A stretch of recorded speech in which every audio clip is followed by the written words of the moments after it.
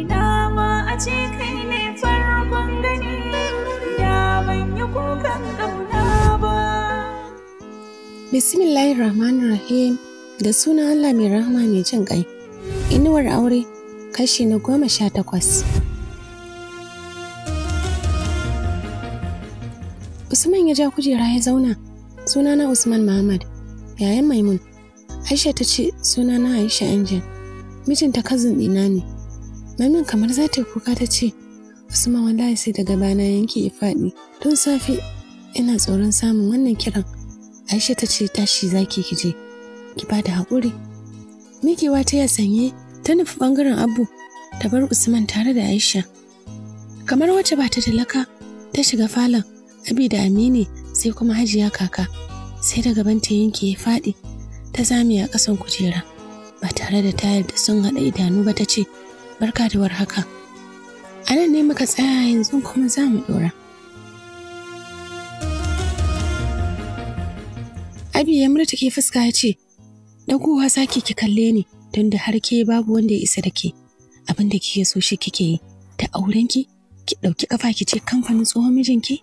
Hajiya Kaka ta share ƙwallon da suka zubo mata ta ce na harsa bakin magana, al'ajabi kawai nake. Ranar har sallama ta yi min, na ce ina za ki je? Ta ce fita za ta yi ta gagare. Ashe ƙarya ta yi min, ƙarya da yara min ne, kuma idan ban yafe ba sai Allah ya saka min. Ta saka ni a bakin duniya, a ce da sani na ta je mana, tunda na ga tafiyarta, haka nan ta saka a ɗauke ni tsohuwar banza. Abu ya ce, Hajiya Maryam, kin san da wannan maganar? Ammi ta girgiza kai ta ce, ban san da wannan maganar ba. Daga ita har shi babu wanda ya faɗa min. Abi ya juya ga Maimunu ya daka mata tsawa. Uban wa kika tambaya da zaki fita? Maryata tana rawa ta ce, na faɗa mishi idan abu ya taso zan ringa fita. Abi ya mata tsawa a karo na biyu ya ce, shi ne aka ce har da kamfanin tsohon mijinki? Ta yi shiru. Ya mata tsawa ta fashe da kuka ta ce, na je ne in ba shi haƙuri. Abi ya ƙara mata tsawa ya ce, za ki mai shiru da wannan kukan? Ko kuma sai kin fara mai dalili? Allah ya sani wannan ba tarbiyyar da na baki bace. Don haka ki tattara ki koma gidan mijinki gobe. Idan na ƙara jin wani abu makamancin wannan, ki kuka da kanki. Zan yi mummunan saba miki ne. Ba sai kin min sallama ba. Kina shirya kawai ki wuce. Usman zai siya miki tiket. Ai ta fita da gudu tana tuntuɓe. A falo ta wuce su ta haye sama. Ta faɗa akan gado tana mai ci gaba da kuka. Aisha ce ta biyo bayanta. Maimun, me ya faru kuma? Ta tambaya. Maimun tana mai ci gaba da kuka ta ce, Abi ya yi fushi sosai, ya ce na tattara kayana gobe in koma Kaduna, kuma kada in sake in mishi sallama. Aisha ta ce Hajiya Kaka fa. Tana shishiga ta ce, Hajiya Kaka ta kullace ni, ta ce ba za ta yafe min ba ma. Na ɓata mata suna wai tunda ta san lokacin da na fita, kuma ban faɗa mata gaskiya ba. Aisha ta dafa da ta ce, ki yi haƙuri, komai zai wuce, za su sako su yafe miki. Maimun ta ce, ki duba abin sai trending yake, na rasa yadda zan yi. Ki haƙuri, ki bada lokaci, da kanshi zai daina trending a koma akan wata sabgar. Idan kika ce za ki magana, za ki ƙara abin ne. Tashi in ci ki tattara kayanki, goben sai mu wuce tare. Maimun ta ce ban iyawa, ki bar shi zan saka yan aiki su tattara min. Aisha ta ce okay. Washe gari jiki ya sanye Maimun ta shiga ɓangaren Ammi, ta same ta a bedroom. A hankali ta ce Ammi zan tafi. Ammi ta ce alright, Allah ya kiyaye hanya. Ki ga da mai gidan. Ta ce zai ji. Har ta kai bakin kofa ta jiyo tana gogewa ta ce Ammi. Kuka ya ci ƙarfinta. Ammi ta ce ki je. Allah ya kiyaye hanya, Allah ya tsare. Maimun ta juya sanye ta fita. Ta riga ta sallama wa Hajiya Aisha da Anti. Ta nufi ɓangaren Hajiya Kaka. Hajiya Kaka ta kalle ta watsar ta ce, hannunka baya rubewa ka yanke kayar. Ki je na yafe miki. Ɗazu na kira mai gidan naki na ba shi haƙuri. Mun jima muna waya. Allah ya kiyaye hanya, Allah ya tsare. Sai Maimun ta fashe da kuka. Har bakin motar Hajiya Kaka ta yi musu rakiya. Aisha ta ce, ina kika tsaya? Na shiga ɓangaren Amin baki nan. Hajiya Kaka ta ce, kiya faɗa mata gaskiya dai, tun ɗazu ku kai sallama da mutanen gidan nan. Kika fito amma ita tana can tana nuku-nuku. To ni dai, baki ɗaya dangina kazar-kazar gare mu. Sai dai can a dangin mamar taki kika ɗauko wannan nuku-nuku. Usman ya ce ki bar su mu wuce kada su rasa jirgin su. Hajiya Kaka ta murtake fuska. Tun da riƙe su ne ba, na ce kada su tafi. Ka fita daga idanuna. Usman ya ce na fita. Aisha ta ce Hajiya Kaka na gode sosai. Allah ya ƙara girma. Maimun ki min godiya wajen Ammi. Anti da Anti Abi sun cika ni da abubuwan alkhairi. Maimun ta ce Hajiya kaka mun gode. Ta kalli bangaren Abi hawaye suka cicciko idanunta. Hajiya kaka ta ce to me na kwallafawa tunda ya ce bai san sallamar ki sai ki kyale shi. Duk da yake kika janyo kanki ko ma me dai ku je Allah ya kiyaye hanya. Maimun ta bude baya ta shiga. Aisha ta zauna a bangaren mai zaman haka nan. Usman ya ja motar yana driving yana jan Aisha da hira har suka isa airport. Sai da ya ga tashin jirgin su sannan ya juya koma gida bayan da ya cika Aisha da kyauta. One of his security ya aika airport ya dauko su. Maimun suna shiga gidan ta ga wayam ta ce Mamsifa. Aisha ta ce ta tsaya cakwab kuma ta ce idan ta dawo sai ta biya ta Taraba. Sannan Maimun ta ce okay. Hafsa ta ce sai da safe ta wuce bangaren su. Maimun ta hau sama har ta nufi ɗakin sa sai kuma ta juya ta koma ɗakin ta. Ramanta da abinci tun wanda Aisha ta matsa mata ta ci. Ta rage kayan da ke a jikinta ta shiga wanka. Ta ɗauro alwala ta yi sallah ta zauna a gaban miro ta tsantsara kwalliya tare da shiryawa cikin guntuwar rigar barci mai shara-shara. Karmar matacin koko ta yi wa kanta ɓarin turare ta saki gashin kanta ya bi bayanta. Ta yi mata kyakkyawa mai tada hankalin 'yan maza. Yana ganin ta yi murtuke fuska ya nuna mata kofa. Ki fitar min daga ɗaki. Ta ce Filis mana zan yi maka bayani ne. Na je ne fa domin na ya katse ta kada ki saki ki karasa maganin nan. Bayanin banza bayanin wofi ba ni san bayanin. Ki yi gaggawar fitar min daga ɗaki. Kada in fito in tare da ke. Idan na fito na tare da ke ki kuka da kanki. Ya wuce ta yi shiga bathroom ya kulle kofar ta ciki. Ta durgushe a ƙasa ta fashe da kuka. Sai da ta yi isarta ta koma ɗakinta. Ta kira Aisha ta fashe da kuka. Aisha na je ɗakin shi domin in ba shi haƙuri ya ce in fitar mishi daga ɗaki bai san gari na. Ya shige bathroom ya kulle. Sun jima suna waya Aisha tana ba ta shawara da haƙuri akan na yadda za ta yi. Washe gari Maimun tana gama sallar asuba ta shiga kicin ta haɗa mishi breakfast. Ta jera komai a kan danin. Sannan ta koma sama ta tsala wanka cikin dogon riga a tamfa ta kashe ɗauri tare da wakanta ɓarin turare. Ta hakince a falo kasancewar ta duba bedroom ɗinsa baya nan. A lokacin da ya dawo daga masallaci ta miƙe sai ta shige jikinsa. Ina kwana ran ga daɗe. Na haɗa maka breakfast irin abincin ammi da kai sentin nan. Mayar ya ture ta fuskarsa a murtuke ce ban ci kada ki ƙara taɓa ni.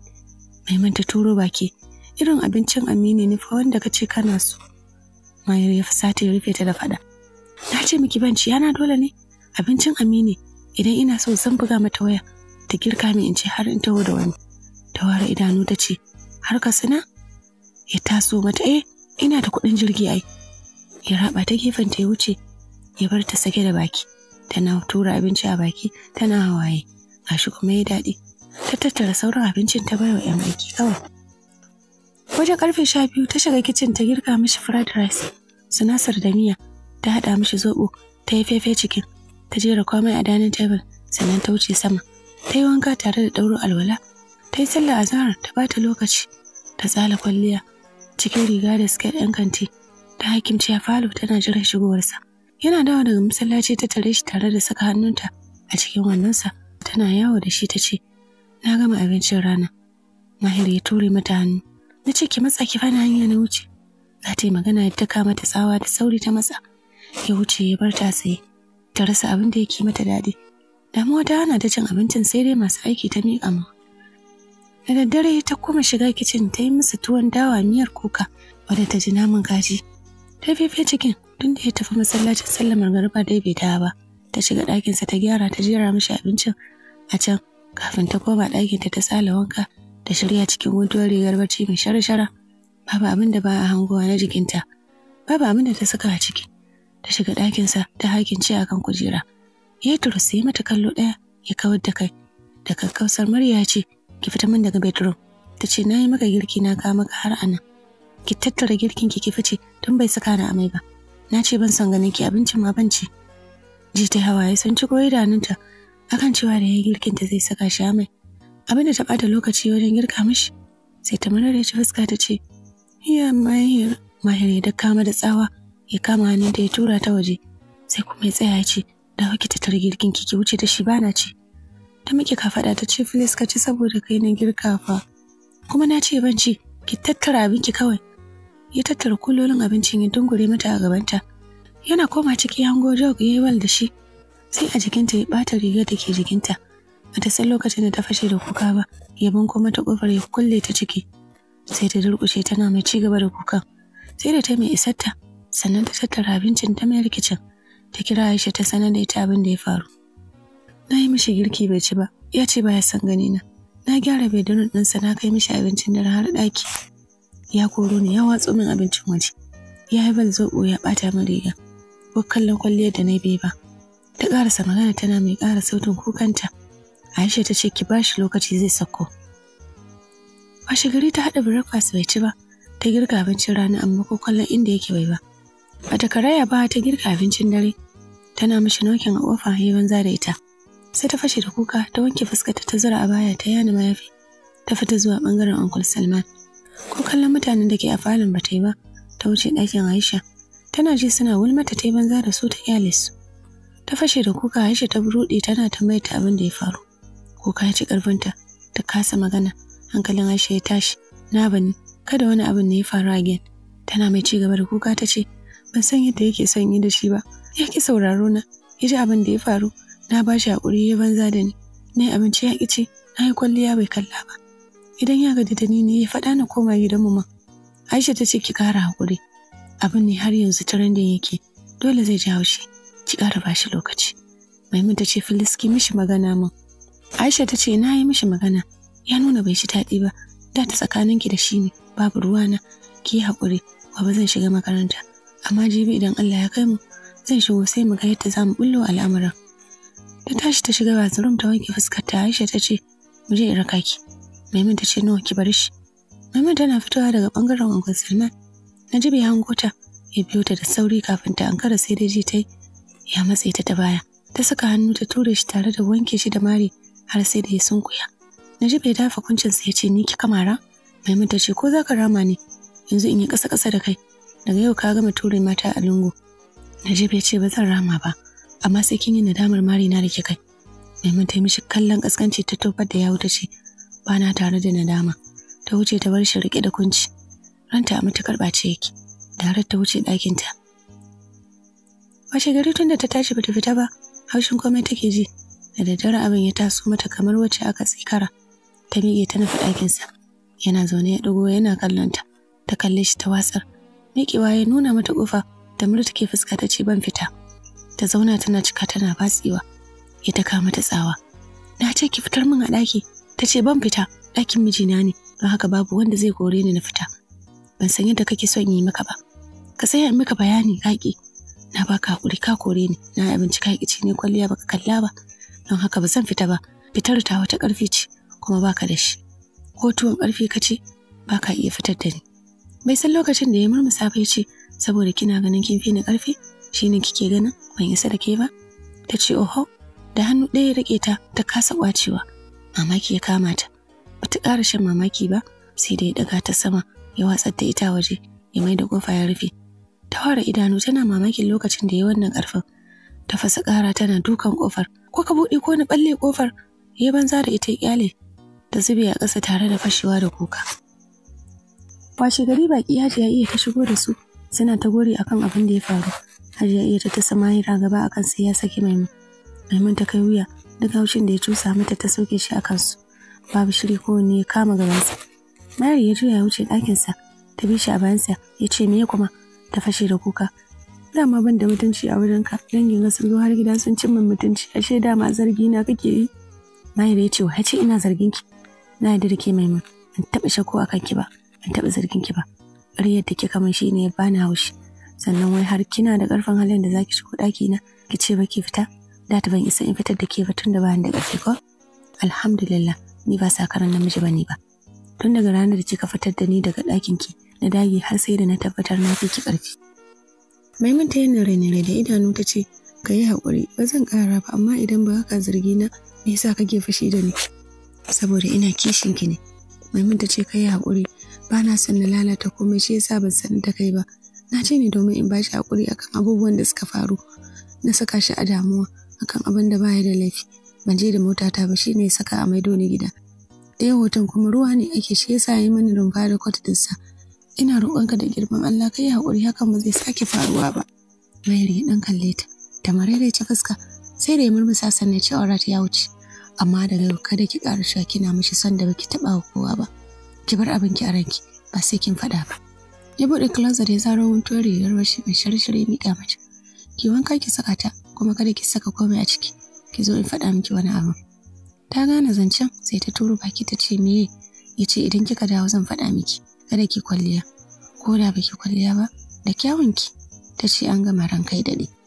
Ta tsala wanka tare da saka rigar da ya bata wacce take guntuwa shara-shara kamar matacin koko. Babu abin da ba hanguwa na jikinta. Bauda kawai ta shafa amma ta yi matuƙar kyau. Kyau mai tayar da sha'awa. Ta yi wa kanta ɓarin turare sannan ta koma ɗakinsa. Ta ware idanu ganin babu komai a jikinsa. Ya janyo ta ya rufe ƙofar. Sai da ya sati bai fita ba. Soyayya suke bugawa babu kama hannun yaro. Suna mana da juna suna shan soyayya. Abin sai wanda ya gani. To a ɓangaren can Abi ya ce ya kaka Usman da Umar sun zo sun ga waje. Abi ya saka aka kawo mata motocinta. Ya sauya mata kayan ɓangaren ta baki ɗaya har da na ɓangaren Mahir. Ta yi farin ciki sosai. Ami anti da Hajiya Aisha sun zo daga baya. Ranar suna zaune a falo Maimun ta ce Mahir har yanzu baka bani labarin ka ba. Ina mahaifinka? Mahir ya yi murmushi ya ce zan baki labari na. Abba na yana raye. Ta ware idanu domin bata yi tunanin jin haka ba. Duba da tun da ta zo gidan bata je an yi maganarsa ba. Tambayo ne birji karanta yana ina. Me yasa ban taɓa ganin sa ba? Mahir ya yi murmushi mai ciwo sannan ya ce ba ma tare da shi. Yana LA shi yasa baki taɓa ganin sa ba. A yanzu tun da kina so zan baki labarin abin da ya faru. To masu sauraro bari mu dakata nan. A cikin wannan littafi da muke karanto muku wato littafin Inuwar Aure. Wanda kuma idan har kuna tare da mu za mu kawo muku ci gaba da zarar mun dora. Wanda muna dai tuni akan a danna mana subscribe, a danna liking tare da latsa alamar ƙararrawar sanarwa. Don samun shirye-shiryen mu a koda yaushe da zarar mun dora cikin wannan tashar da muke gabatar da ku wato Farkon Gani TV. Tare da ni jagorar shirin Nabilan Silab mun gode. Inda ke zuciya ba za ta dashe ba.